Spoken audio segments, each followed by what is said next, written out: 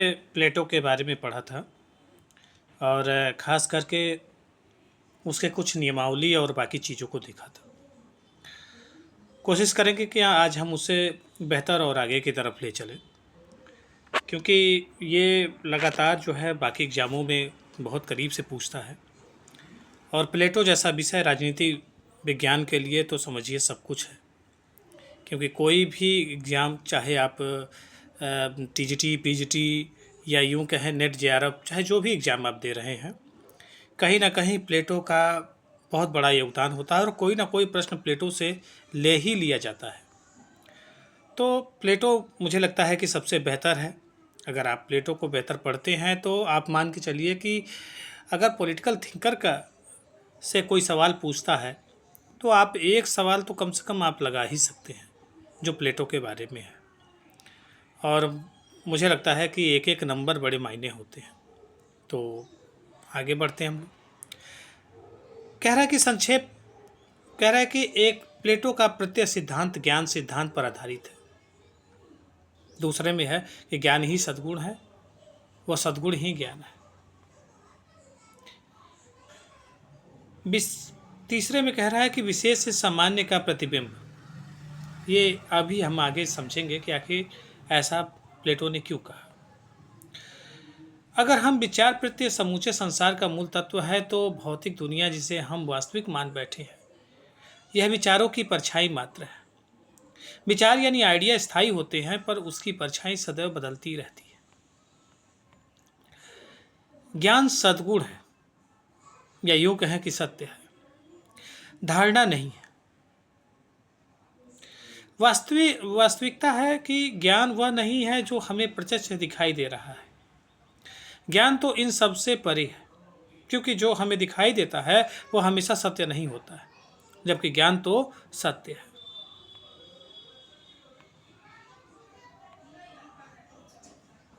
जो दिखाई देता है वो आकार नहीं है, बल्कि आकार का एक स्वरूप मात्र है।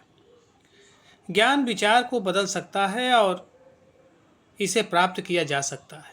इसका तात्पर्य ज्ञान व सद्गुण प्राप्त किए जा सकते हैं, जैसे कि महात्मा बुद्ध को प्राप्त हुए थे। प्लेटो के इस दर्शन का मूल मंतव्य दार्शनिक राजा की सत्ता की स्थापना करना है। अतः वह कहता है कि जब तक दार्शनिक राजा न बने या राजा दार्शनिक न बने, तब तक विश्व में शांति स्थापित नहीं होगी। प्लेटो के अपने इस दर्शन द्वारा ग्रीक यानी यूनानी दर्शन को चरम पर पहुंचा दिया। अतः उसे पूर्ण ग्रीक यानी कंप्लीट ग्रीक कहा जाता है। अब आते हैं अगला भाग, देखते हैं कि प्लेटो पर सुकरात का प्रभाव। प्लेटो में सुकरात पुनः जीवित हो गया, ये मैक्सी ने कहा था। क्यों होगा? पहला, सद्गुण व ज्ञान की अभेदता। सद्गुण भारतीय दर्शन में धर्म के तुल्य है। सद्गुण को यूनानी भाषा में ओरैती कहा जाता है, जिसका तात्पर्य है अच्छाई या उत्कृष्टता। सद्गुण के स्वरूप अगर हम देखें तो प्लेटो इस विभाजन में सुकरात की बजाय पाइथागोरस से ज़्यादा प्रभावित है। सद्गुण के स्वरूप बुद्धि, संकल्पना, वेदना व इच्छा। अगर हम इसको देखें तो जीवन के 3 अंग हैं, बुद्धि, संकल्प और वेदना। तीनों अंगों की सद्गुण ज्ञान, साहस और संयम। 3 वर्ग जातियां, शासक, सैनिक और उत्पादक। अब तुलना करें तो एक को सोना कहा, दूसरे को चांदी और तीसरे को तांबा कहा। तब शायद हीरे का चलन नहीं था। तीनों गुणों के योग से चौथा व सर्वोच्च सद्गुण बनता है, न्याय यानी जस्टिस। तीसरा, शासन एक कला है। ज्ञान व सद्गुणों की तरह यह भी पर्याप्त है कि शासन कला सीखी जा सकती है। जिस प्रकार डॉक्टर, नौचालक, यहाँ तक कि मोची के कार्य के लिए भी विशेषज्ञता की आवश्यकता होती है, उसी प्रकार शासन का ज्ञान रखने वाला दार्शनिक ही राजा बने। जनता बीमार है, अतः हमें डॉक्टर का इलाज कराना चाहिए, सुकरात। ने कहा था। कार्य कारण संबंध यानी टेलोलॉजिकल मेथड, उपदेशपरकता का यह सिद्धांत भी सुकरात से प्रभावित है। प्लेटो पर अन्य विद्वानों का प्रभाव, पहला पाइथागोरस का पड़ा था। प्लेटो ने इसे गणित का महत्व माना, मानव आत्मा की अमरता, लैंगिक समानता यानी जेंडर इक्वालिटी व दार्शनिक शासक का विचार लिया। पाइथागोरस ने राज्य में 3 वर्ग बताए, बुद्धि प्रेमी, सम्मान प्रेम व धन प्रेमी। यह वर्गीकरण प्लेटो ने स्वीकार कर लिया। पाइथागोरियन स्कूल के समान एकेडमी में भी महिलाओं के प्रवेश की इजाज़त थी। हेराक्लिटस व पारामिनाइडस, प्लेटो के थ्योरी ऑफ आइडिया यानी प्रत्ययों के सिद्धांत पर इन दोनों का प्रभाव है। प्लेटो का न्याय सिद्धांत यानी प्लेटो थ्योरी ऑफ जस्टिस, रिपब्लिक का मुख्य विषय ही न्याय है। रिपब्लिक का उपशीर्षक है कंसर्निंग जस्टिस। इस न्याय में नैतिकता है, न कि वैधानिकता। प्लेटो के अनुसार न्याय नैतिकता मनुष्य के टीलियोस का वह पहलू है जो व्यक्ति की मित्रता और भौतिक वस्तुओं की आवश्यकता को एक दूसरे से जोड़कर दोनों को ही फॉर्म ऑफ द गुड के अधीन बनाकर प्रस्तुत करता है। न्याय का ग्रीक पर्याय डिकायोसिन या डिकायसन, यह न्याय से ज़्यादा व्यापक है। डिकायसिन का अर्थ है न्यायोचित, नीतिपरायण या नैतिकता यानी spirits of rightness and justice. Plato अपना न्याय सिद्धांत देने से पहले निम्नलिखित पूर्व प्रचलित मंतों का खंडन करता है, अर्थात सर्वप्रथम वह सोफिस्ट द्वारा प्रदत्त न्याय सिद्धांतों का खंडन करता है। थ्रेसिमेकस एक प्रसिद्ध सोफिस्ट था, फिर अपने न्याय सिद्धांत की स्थापना करता है। सोफिस्ट 500 ईस्वी पूर्व जब एथेंस में लोकतंत्र का उत्कर्ष हुआ तो वहाँ विचार स्वतंत्रता आएगी। इस विचार स्वतंत्रता के कारण वह सोफिस्ट विचार पैदा हुए। ये सोफिस्ट भ्रमणशील शिक्षक थे। इन्हें आधे पत्रकार, आधे प्रोफेसर और आधे विचारक कहा जा सकता है। ये गैर यूनानी थे, अतः इन्हें मेटिक्स कहा जाता है। यूनानी स्वयं को हेलेनिक कहते थे। ये प्रोफेसर धन के बदले एथेंस के युवाओं को वाक्पटुता व तर्क विद्या सिखाते थे। प्रोटागोरस, जॉर्जियस व थ्रेसिमेकस आदि प्रसिद्ध सोफिस्ट हुए हैं। ये मानवतावादी थे। मानवतावादी ये मानते हैं कि मनुष्य के अध्ययन के लिए सर्वोत्तम विषय स्वयं मनुष्य ही है। महान सोफिस्ट प्रोटागोरस का प्रसिद्ध कथन है कि मनुष्य सभी वस्तुओं का मानदंड है। इस प्रकार सोफिस्ट प्रथम व्यक्तिवादी थे।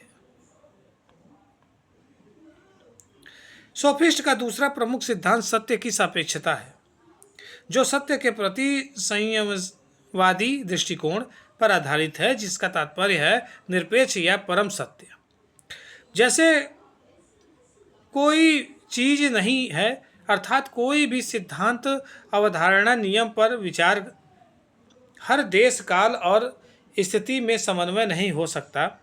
नियम या विचार हर देश, काल और स्थिति में सामान्य नहीं हो सकता। जैसा कि प्लेटो ने सामान्य व दार्शनिक शासक के विचार को निरपेक्ष व अंतिम सत्य माना है, पर सोफिस्ट इसे नहीं मानते। सोफिस्ट के अनुसार सत्य या शुभ, ट्रूथ एंड गुड के बारे में विश्वस्त ज्ञान प्राप्त नहीं किया जा सकता।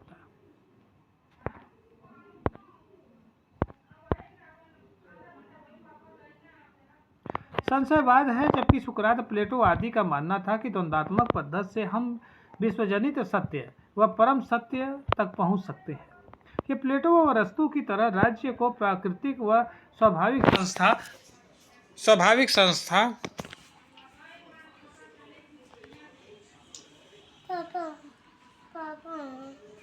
पापा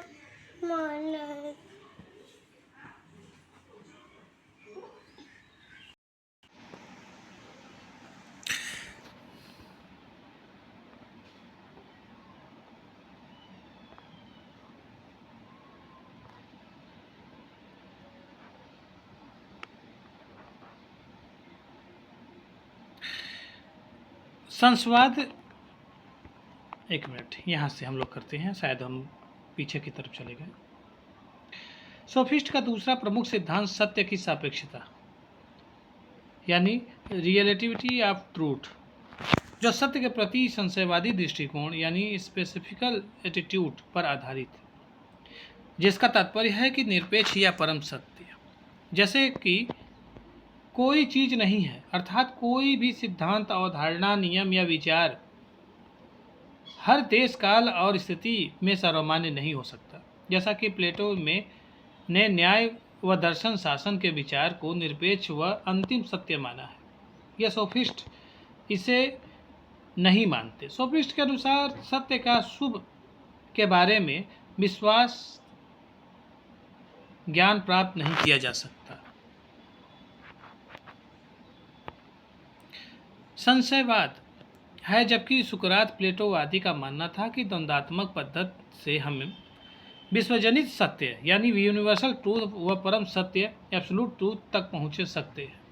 ये प्लेटो और अरस्तु की तरह राज्य को प्राकृतिक व स्वाभाविक संस्था नहीं बल्कि कृत्रिम संस्था मानते थे, जिसका निर्णय मनुष्यों ने अपनी स्वार्थ पूर्ति के लिए किया। राज्य सामाजिक समझौता की देन है।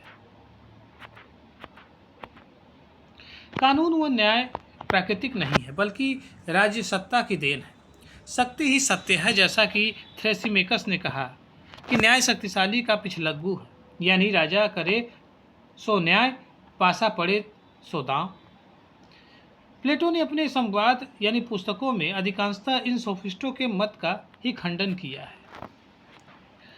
प्लेटो के अपने दो संवाद प्रोटागोरस व जॉर्जियस विख्यात सोफिस्ट आचार्यों के नाम पर ही लिखे हैं। न्याय के निम्नलिखित सिद्धांत सोफिस्ट विचारकों की देन है। सोफिस्ट व्यक्तिवादी, भौतिकवादी, अनिश्वरवादी, मानवतावादी व सापेक्षावादी थे। अब आते हैं न्याय का परंपरागत सिद्धांत यानी प्रवर्तक सेफाल व उसका पुत्र पॉलीमार्कस। सेफाल न्याय सत्य बोलना व अपना कर चुकाना है, जबकि पॉलीमार्कस कहता है कि न्याय प्रत्येक मनुष्य को वह देने में जो उसे के लिए उचित है। वहीं अगर हम निष्कर्ष की बात करें तो मित्रों की भलाई करना व शत्रुओं की बुराई करना ही न्याय है। प्लेटो न्याय सबके लिए समान है, उसके मित्र व शत्रु का भेद नहीं होता, ये प्लेटो ने कहा था।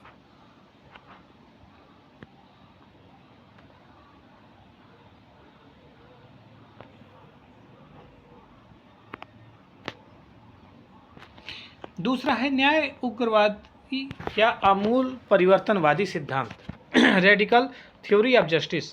थ्रेसिमेकस से शक्तिशाली का हित ही न्याय है, जिसकी लाठी उसका भैंस। कार्ल मार्क्स से साम्य। फोस्टर के अनुसार थ्रेसिमेकस का न्याय का सिद्धांत मार्क्स के दर्शन के अंतर्गत पुनर्जीवित हुआ है। अन्याय न्याय से अच्छा है, शासक का हित ही न्याय है, शक्तिशाली कानून बनाता है, कमजोर उसका दंड के भय से पालन करता है। न्याय का यथार्थवादी सिद्धांत ग्लाकान व एडिमेंट प्लेटो की भाई है। न्याय भय का शिशु है तथा कमजोरों की आवश्यकता है। हाब्स से साम्य। इन दोनों का तर्क था कि व्यक्ति अपनी इच्छा से न्यायपूर्ण नहीं होते बल्कि आवश्यकता के कारण होते हैं। हाब्स के सामाजिक समझौते का कारण ही भी मृत्यु का भय तथा जीवन रक्षा की आवश्यकता है। उपयुक्त तीनों सिद्धांत न्याय को बाह्य व्यक्तिवाद, कृत्रिम तथा परिवर्तनशील वस्तु मानते हैं, जबकि प्लेटो के अनुसार न्याय आत्मा के अंदर की वस्तु है। न्याय व्यक्तिगत नहीं, एक सार्वभौमिक नैतिक अवधारणा है। प्लेटो न्याय मानवीय आत्मा का गुण व मन की आदत है, न्याय मानवीय सद्गुण है। अब सद्गुण और वर्ग के बीच भेद देखते हैं। पहला, विवेक और बुद्धि जो सद्गुण में आते हैं, वहीं दूसरे वर्ग में शासक, दार्शनिक, राजा है। दूसरा है कि साहस यानी करेज, वहीं वर्ग में आता है सैनिक, सहायक वर्ग। और तीसरा है संयम, और चौथा वर्ग में आता है उत्पादक वर्ग। तीन वर्गों व तीन आत्माओं का सिद्धांत। प्लेटो ने यह सिद्धांत पाइथागोरस से लिया है। इस सिद्धांत के अनुसार मानव की आत्मा में तीन सद्गुण होते हैं, जिनसे तीन वर्ग बनते हैं, सद्गुण व वर्ग। पहला वही है विवेक व बुद्धि, दूसरा है शासक यानी दार्शनिक राजा, तीसरा है साहस, वर्ग में आता है सैनिक सहायक वर्ग, और तीसरा है संयम सद्गुण में, और जबकि वर्ग में आता है उत्पादक वर्ग। शासक वर्ग व सैनिक या सहायक वर्ग को सम्मिलित रूप से संरक्षक यानी गार्डियन वर्ग कहा जाता है। रसेल ने संरक्षक वर्ग की तुलना उस छोटे से दल से की जिससे रूस में 1917 में सत्ता पर कब्जा किया। न्याय चौथा अंतिम व सर्वोच्च सद्गुण है। यह इन सबको जोड़ता है, इसलिए कि सेबाइन कहता है न्याय एक बंधन है जो समाज को एक साथ बांधकर रखता है। एम.बी. फास्टर इस जोड़ने की प्रवृत्ति को रचना प्रकलन मूलक सिद्धांत कहा जाता है। इस प्रकार चार सद्गुण हैं, विवेक, साहस, संयम व न्याय। जिस व्यक्ति में इनमें से जितना कोई सद्गुण होगा वह उतना ही अच्छा होगा, और जिसमें यह सभी सद्गुण होंगे वह पूरी तरह अच्छा आदमी होगा। विवेक प्रथम, साहस द्वितीय व संयम तृतीय व न्याय चतुर्थ गुण है, सद्गुण है।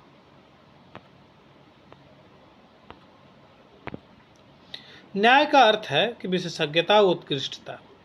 एक व्यक्ति, एक कर्तव्य, एक वर्ग, एक कार्य के रूप में न्याय, अर्थात प्रत्येक व्यक्ति द्वारा अपनी आत्म प्रवृत्ति व सद्गुणों के अनुसार कार्य करना, प्रत्येक वर्ग द्वारा अपने निर्धारित कार्यों में भी विशेषज्ञता हासिल करना तथा दूसरे के कार्यों में हस्तक्षेप न करना ही न्याय है। अर्थात अन्याय का अर्थ है दूसरों के कार्यों में अनुचित हस्तक्षेप। इस प्रकार प्लेटो का न्याय सिद्धांत समाज में कार्य विभाजन व कार्य विशेषीकरण पर बल देता है। अतः प्लेटो के न्याय सिद्धांत को कार्य केंद्र का सिद्धांत भी कहते हैं, जिसका तात्पर्य है कि प्रत्येक वर्ग द्वारा अपने गुणों के अनुसार व योग्यतानुसार कार्य करना तथा दूसरों के कार्य में हस्तक्षेप न करना। C.L. वेपर इसे उपयुक्त प्रावधान, उपयुक्त संरक्षण, सैनिक वर्ग, उपयुक्त नेतृत्व या दार्शनिक राजा का नाम देता है। समुदायी विचारक मैकेंटायर का विचार है कि न्यायपूर्ण न्यायपूर्ण राज्य खुशहाल क्यों है। इस सिद्धांत में प्लेटो ने तीन तर्क दिए। पहला, न्यायपूर्ण व्यक्ति अपनी इच्छाएं सीमित रखता है क्योंकि उनकी पूर्ति न होने पर दुख पैदा होता है। सिर्फ दार्शनिक ही तर्क व इच्छा से जनित सुखों में अंतर कर सकता है। और तीसरा, बुद्धि से जनित खुशियां ही सच्ची होती हैं।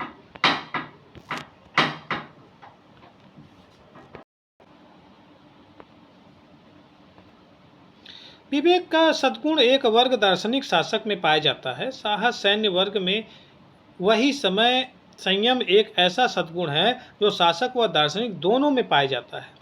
प्लेटो के अनुसार संयम संपूर्ण राज्य में पाया जाता है और उनके कारण उनके कण कण में वास करता है। प्लेटो का मानना है कि न्याय दो प्रकार का होता है। व्यक्तिगत न्याय, प्रत्येक व्यक्ति द्वारा अपने आत्मा के प्रावधान तत्व या सद्गुण के अनुरूप कार्य करना है। सामाजिक न्याय, तीनों वर्गों द्वारा अपने अपने विशिष्ट कार्यों का ईमानदारी से संपादन करना, इसे हम कार्य विशिष्टीकरण या सिद्धांत भी कहते हैं। प्लेटो की दृष्टि में न्याय दो कार्य करता है, एक सदाचारिता का और दूसरा सामाजिक व राजनीतिक कार्य। चूंकि न्याय एक मानवीय सद्गुण है, अतः यह सदाचारिता व नैतिकता लाता है। साथ ही न्याय वह बंधन है जो मनुष्यों को राज्य के रूप में एकांतवित व सम्मिलित करता है। इस प्रकार न्याय मनुष्य को सदाचारी भी बनाता है व सामाजिक भी। इन दोनों में कोई अंतर नहीं है। प्लेटो राज्य व व्यक्ति दोनों के प्रति समर्पित था। इसका आदर्श राज्य व्यवस्था यानी लॉ एंड ऑर्डर व आज़ादी दोनों के लिए ही आवश्यक था। इसलिए निस्बेट ने लिखा, प्लेटो के लिए समस्या जैसे कि 2000 साल बाद रूसो के लिए भी थी, वह यह थी कि व्यक्ति की निरपेक्ष आज़ादी यानी एब्सोल्यूट फ्रीडम के साथ राज्य के निरपेक्ष न्याय यानी एब्सोल्यूट जस्टिस का समन्वय कैसे किया जाए।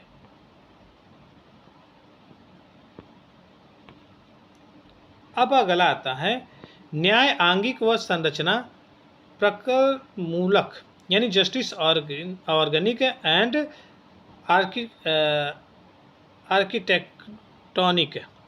एम.बी. फोस्टर ने अपनी पुस्तक master of political thought Plato to Machiavelli राजनीति चिंतन के आचार्य प्लेटो से मैकियावेली तक में प्लेटो के न्याय सिद्धांत को आरंभिक व रचना प्रकरमूलक यानी वस्तुकलात्मक बताया है।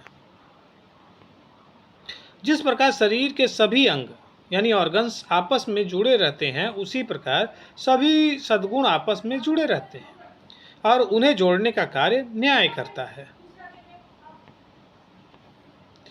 न्याय की आर्किटेक्चरियन थ्योरी का तात्पर्य, न्याय एक वस्तुकार यानी आर्किटेक्ट की तरह होता है। जिस प्रकार वस्तुकार राजमिस्त्री, काष्ठ शिल्पियों, मूर्तिकारों, प्लम्बर आदि के कार्यों के समन्वय स्थापित कर भवन निर्माण करता है, उसी प्रकार न्याय विवेक, साहस व संयम के मध्य उचित सामंजस्य बनाए रखता है।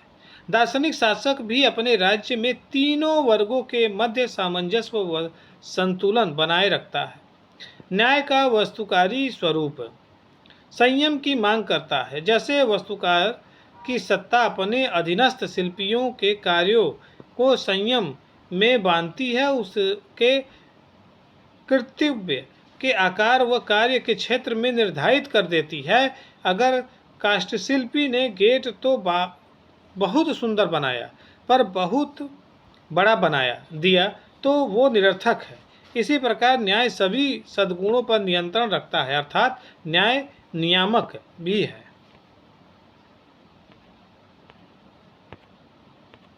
इस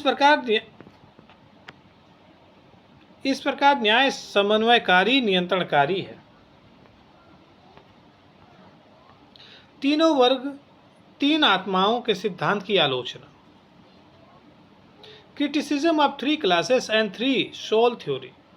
अंबेडकर ने प्लेटो के तीन वर्ग व तीन आत्माओं यानी three classes and three souls theory की आलोचना की, क्योंकि प्लेटो को तीन वर्गों में समाज का जो वर्गीकरण किया है वह भारतीय समाज में उपस्थित वर्ण व्यवस्था व जाति व्यवस्था की तरह श्रेणीबद्ध ऊंच नीच व शोषण को बढ़ावा देता है।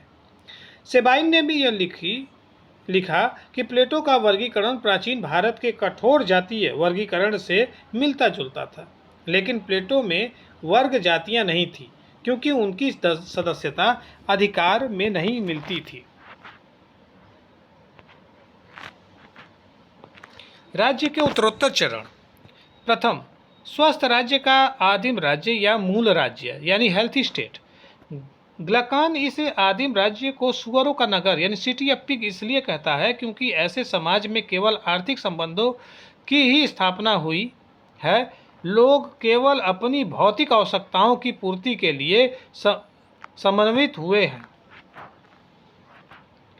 यह राज्य स्वस्थ तो होगा पर पर्याप्त नहीं। यह राजनीति समाज नहीं, क्योंकि इसमें कोई ऐसा वर्ग विद्यमान नहीं है जो समूचे समाज के सामान्य हित व कल्याण को समझता हो।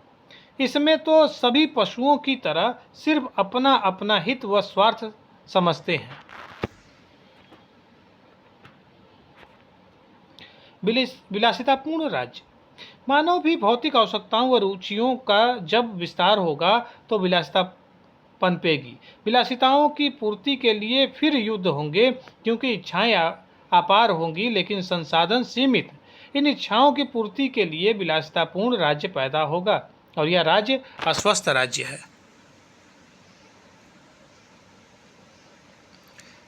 न्यायपूर्ण राज्य या श्रेणी मूलक राज्य, जस्ट स्टेट। प्रथम नगर यानी आदिम राज्य ग्लकान सुअरों का नगर एक राजनीतिक समाज नहीं है, क्योंकि इसमें भांति भांति का उत्पादन करने वाले ऐसे लोग हैं जो सिर्फ अपना स्वार्थ जानते हैं। ऐसा संगठन जो सहज स्वाभाविक प्राकृतिक की देन है।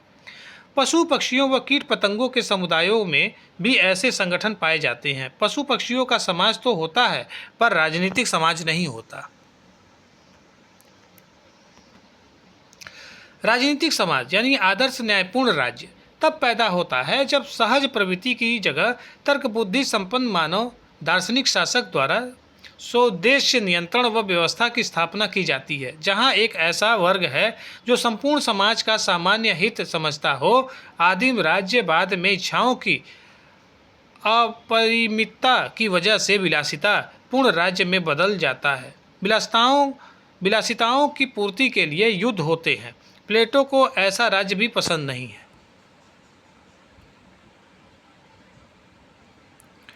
सबसे अंत में न्यायपूर्ण राज्य पैदा होता है, जिसे श्रेणी मूलक राज्य कहते हैं। इसमें युद्धों से रक्षा के लिए सैनिक वर्ग यानी सहायक समर्थक पैदा होता है, तथा शासन कार्यों के लिए दार्शनिक वर्ग या संरक्षक वर्ग यानी शासन प्लस सैनिक समूचे समाज के संगठन की देखरेख करता है। इसमें 3 श्रेणियां होती हैं: शासक, सैनिक व उत्पादक वर्ग। यही वास्तविक राजनीतिक समाज है, यही पूर्ण राज्य है।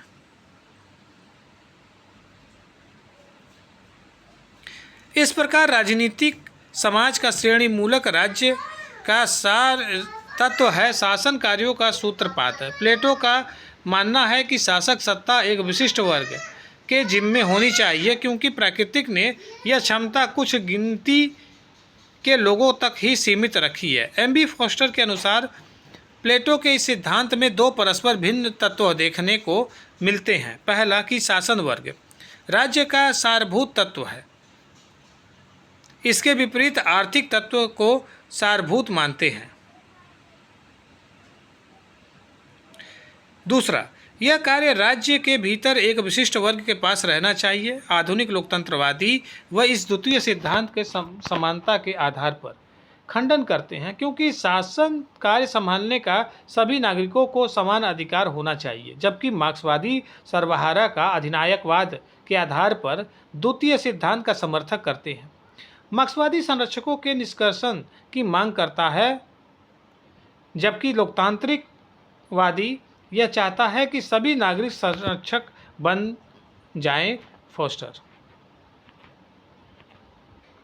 प्लेटो के आदिम राज्य में जहां सभी व्यक्ति समान हैं, वहीं उसके न्यायपूर्ण श्रेणी मूलक यानी आदर्श राज्य में विषमता पाई जाती है। इसका कारण यह है कि प्लेटो की दृढ़ मान्यता थी कि लोग जिस प्रकार भिन्न भिन्न कार्यों यानी चित्रकला, मोची, बढ़ईगिरी आदि में निपुण होते हैं, उसी प्रकार सद्गुण अर्जित करने की क्षमता में भी उनमें भिन्न भिन्न प्रकार की होती है।